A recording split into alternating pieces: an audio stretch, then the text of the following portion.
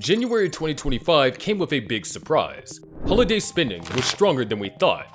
Then suddenly, sales crashed. Inflation stayed high, and one scary number shook economists. The Fed's in a tough spot. What's really going on?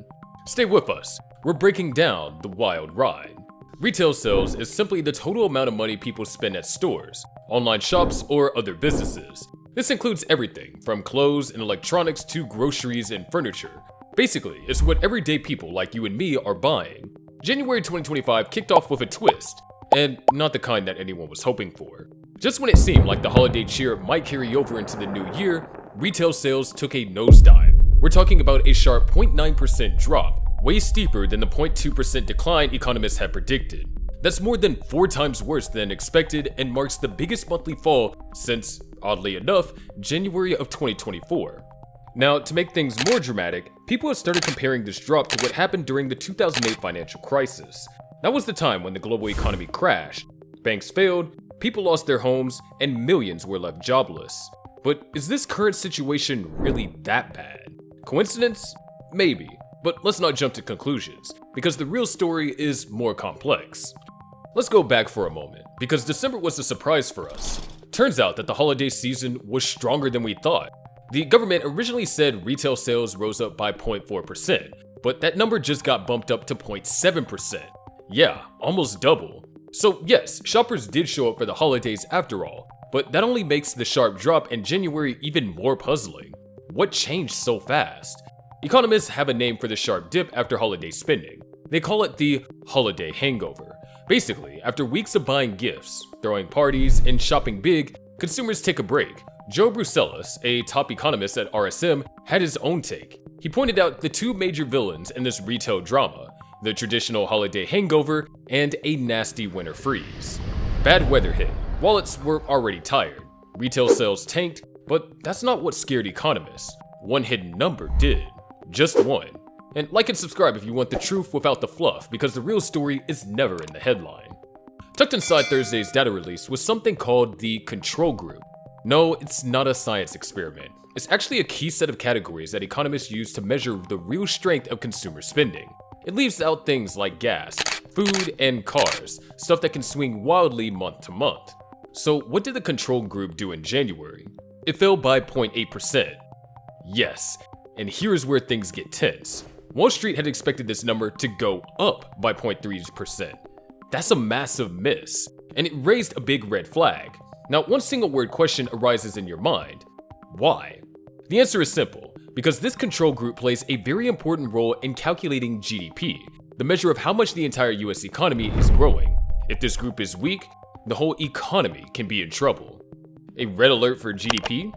Well, Thomas Simmons, an economist at Jefferies, didn't mince words. He said if February and March numbers look anything like January, you might actually see the US economy shrink in the first quarter.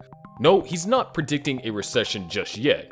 His main view is that the GDP will still grow a little, maybe under 2%.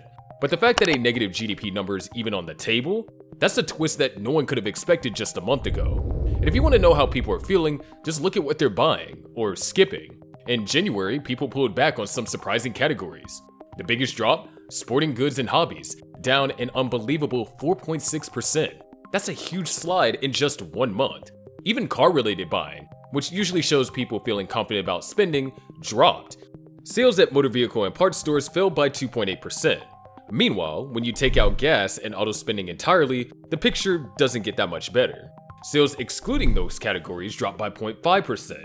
Yet again, economists had been expecting a small increase. Clearly, shoppers are getting cautious. But why now? I think it's time we talk about inflation. Because while people were cutting back on shopping, another big story was grabbing attention earlier this year. That being inflation, of course. Yeah, prices in January were still rising more than Wall Street expected.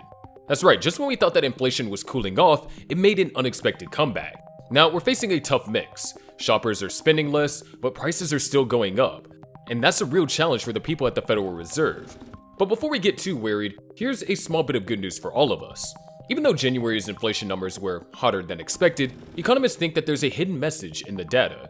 If you zoom in on the stuff that feeds into the Fed's favorite inflation tracker, the Personal Consumer Expenditures Index, there is a sign of slowing underneath the surface. Specifically, core PCE, which ignores wild swings in food and energy prices, is expected to slow to 2.6% for January. That's down from 2.8% in December. It's not dramatic, but it's something. A tiny signal that maybe inflation is finally inching towards the Fed's 2% goal. So now the most genuine question arises in our mind. What's the Fed going to do? That's the million-dollar question. Investors are watching every move the Fed makes, waiting for signs of a rate cut. Lower interest rates could ease pressure on borrowers and boost spending again. But don't hold your breath. Markets were betting that there will be less than a 50% chance that the Fed will cut rates before July. That's right, July. Just a few weeks ago, people were dreaming of cuts in May. Now, not so much. It's the same old trick. Just when we hope for a quick relief, it gets pushed back again. So where does this leave us? On one hand, December gave us a strong finish to 2024. Shoppers showed up, spent generously, and the economy looked like it had real momentum. But January flipped the script. Suddenly, people pulled back, prices stayed sticky, and the economy looked shaky. But here's where tensions eases, because this isn't where the story ends. A single month doesn't make a trend. Weather gets better. People recover from the holiday spending spree. And if inflation continues to ease, the Fed might finally feel confident enough to lower rates. When will that happen though?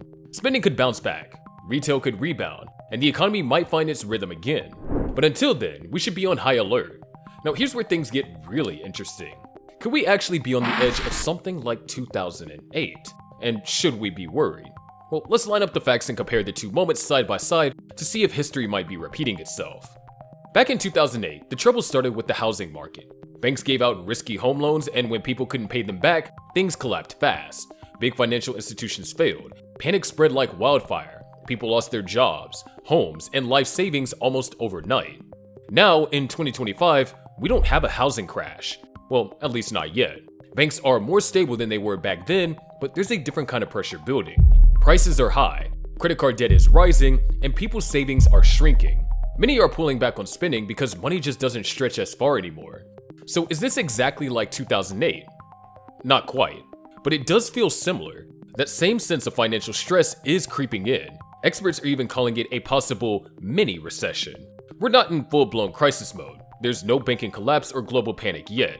But the sharp drop in retail sales is like a warning light on the dashboard.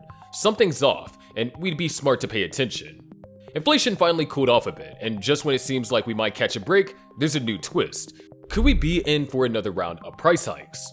Well, all eyes are now on China, because fresh tariffs are bringing up old tensions and is making economists nervous. Here's what happened. The White House just confirmed that China's total tariff rate has jumped to 145%, up from the previously reported 125%. That's a big leap. And even though President Trump has announced a 90-day pause on reciprocal tariffs for the countries that haven't retaliated, it doesn't take the pressure off entirely. But I want to hear from you. Do you think we're heading straight into another 2008-style meltdown? Or is this just a temporary dip? Drop your thoughts in the comments, like and share this video, and if you're wondering who's actually behind Europeans' economic chaos, don't miss our previous breakdown. Subscribe now so you never miss what they're not telling you.